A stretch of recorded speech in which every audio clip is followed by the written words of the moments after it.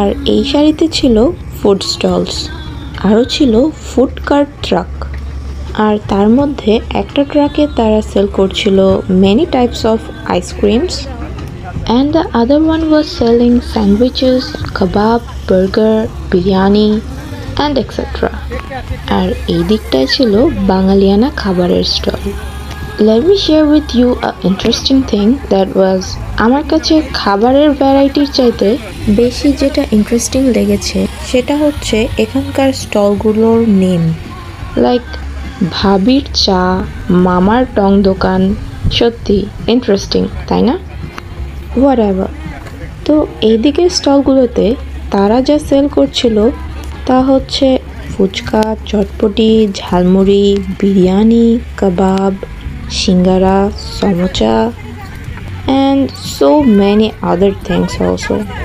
চিন্তা করবেন না, ড্রিঙ্কসের মধ্যে কিন্তু কম ভ্যারাইটি ছিল না। ড্রিঙ্কসের মধ্যে ছিল lemonade, bubble T, water, juice and বাঙালির ফেভারিট চা আর কফি তো রয়েছেই। আর অন্যদিকে ছিল বাচ্চাদের জন্য খেলার স্পেস। আর এখানে কিন্তু বিভিন্ন গায়ক গায়িকাদের পারফরমেন্সও অনুষ্ঠিত হয়েছিল। তো কানাডার মেলা দেখতে কেমন হয় তারই একটি ছোট্ট দৃশ্য আপনাদের সাথে শেয়ার করার চেষ্টা করলাম। That is it for today. I hope you guys like this video. If you enjoyed this video, please like, comment, share, subscribe and thanks for watching. Allah Hafiz.